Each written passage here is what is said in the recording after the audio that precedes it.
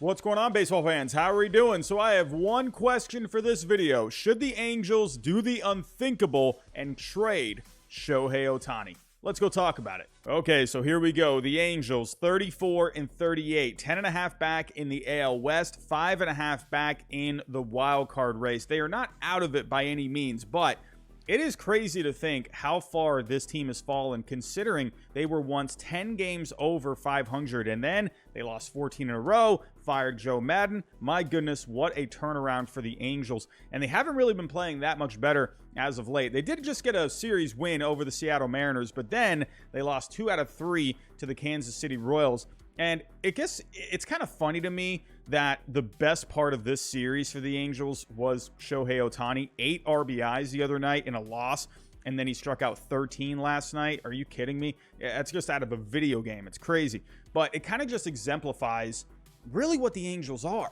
Not a great team, losing 2 out of 3 to the Kansas City Royals, but then you just have this video game-like player just like on your team. It's crazy how good this guy is, but you know, same thing with Mike Trout, just how bad this team is, or they just can't ever put it together. Now, the question for this video is, should they trade Shohei Ohtani? Why am I asking this? Well, Ken Rosenthal, not too long ago, wrote an article on The Athletic titled, "What to Do About Shohei Ohtani Long-Term, A Complicated Equation for the Angels." He kind of just gets into, you know, a possible contract extension, what it could look like, and the first big thing here was the Angels, according to sources, had informal discussions regarding an extension for Ohtani late in spring training with his agent. Club officials expressed an understanding that to sign Ohtani, they would need to award him a record average salary surpassing Max Scherzer's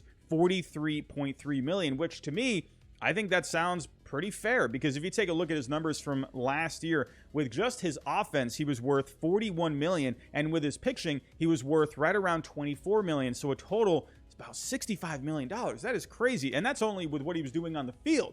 Now, to me, I think Ohtani absolutely could be a guy that ends up getting north of $40 million per season, a 10-year deal, $400 to $450 million. Now, to be fair, it is also kind of uncharted waters. You've never really had a player like Ohtani really since Babe Ruth, but you've definitely not had a player like Ohtani in the modern day.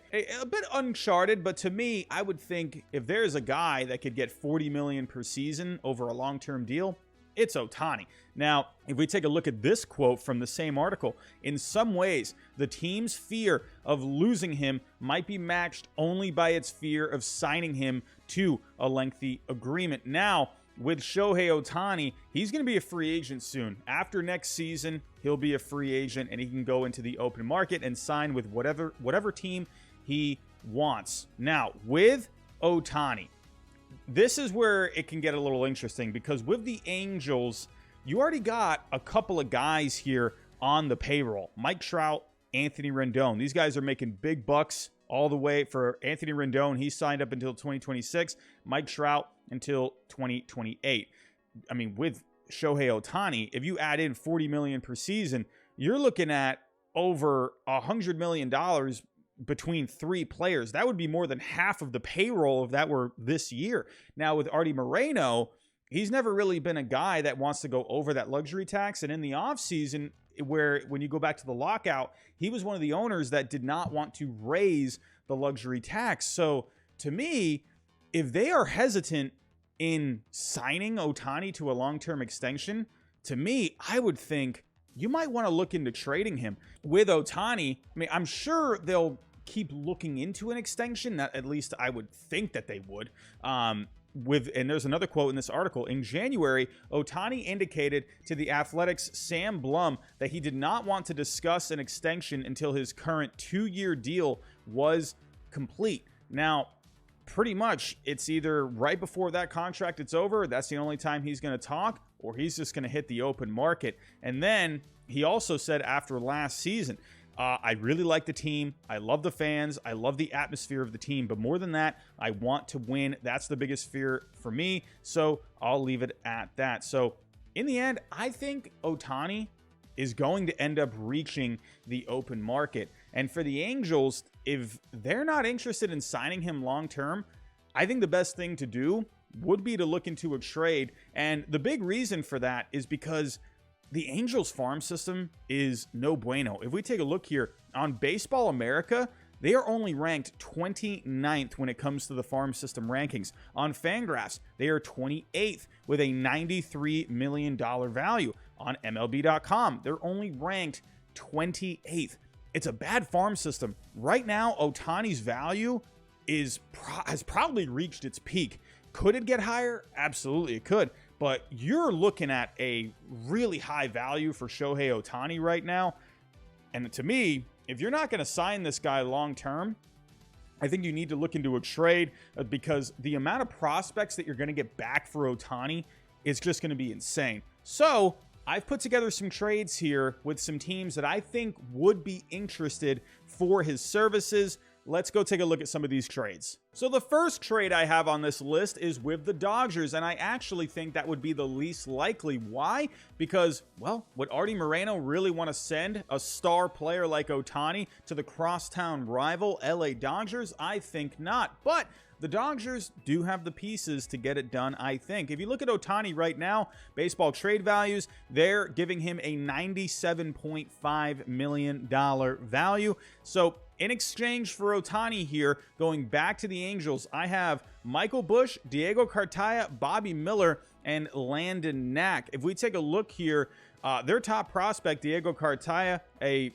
very possible future stud at the catching position. He would easily go back in this deal. Bobby Miller, their top pitching prospect, I think would absolutely go back in this deal. An infield prospect in Michael Busch, and then another pitcher in Landon Knack. That totals up to a little bit below Ohtani's value of 97.5. That's at 96.6. So maybe you can throw in another prospect here. But the Dodgers, they do have the pieces to get it done. Let's head over to the next trade. How about the Chicago Cubs? They were actually one of the finalists to sign Shohei Ohtani before he ended up signing with the Angels. Actually, the Dodgers were one of the finalists as well. But the Cubs, they definitely have the pieces to get it done. If we go take a look here, we got Brennan Davis, Peter Crow Armstrong, Christian Hernandez, and Caleb Killian, their number 5.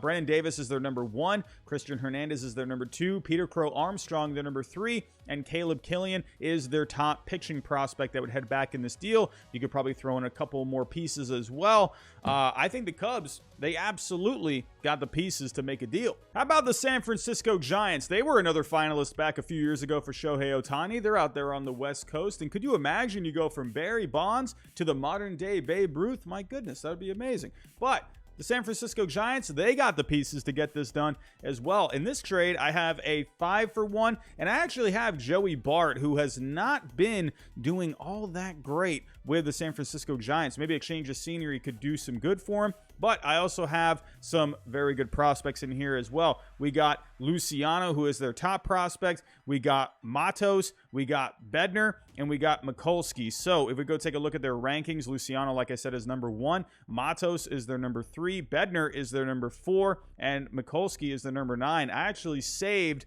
the Giants having to give up Kyle Harrison, and instead I did Bednar and Mikulski, a right-hander and a left-hander. So the Giants, if they really wanted to pull off this trade, I think they got the pieces to get it done as well. This would be a nightmare for me as a Red Sox fan, but how about the New York Yankees? They were actually not a finalist for Shohei Ohtani a few years ago, mainly because they weren't on the West Coast, but maybe the Yankees can get another chance here. Maybe they can make a trade for him, maybe entice him to sign a long-term deal.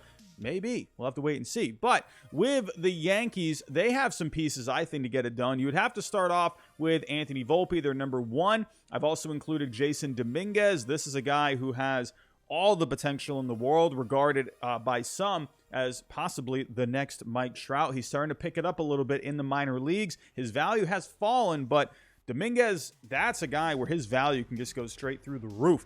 I've also included their top pitching prospect, Ken Waldichuk, a left-hander, as well as another outfield prospect, number 10, Everson Pereira. Now, the idea of Ohtani and that left-handed bat in Yankee Stadium, and also pitching on the mound as well, my goodness, that is just scary, especially as a Red Sox fan to think about. And to think the Yankees, who had Babe Ruth, could have the modern day Babe Ruth, blows my mind to think about. But the team that I think is the most intriguing as a possible trade partner for Shohei Ohtani would be the San Diego Padres. They've been wheeling and dealing, making all the trades the last couple of years. They were also a finalist of Ohtani's back a few years ago.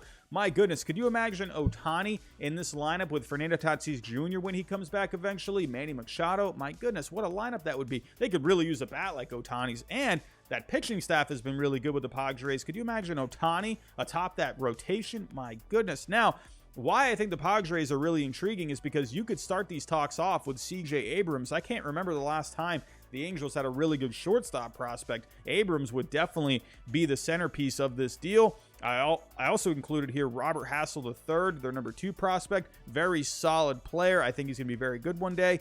And I've also included their top 2 pitching prospects, Reese Nur and Robert Gasser. Sure, you could add in another guy or two here, but the Padres, to me, I think out of all of these teams where I've talked about as potential trade partners and their prospects, to me, Abrams would be the guy that I would want.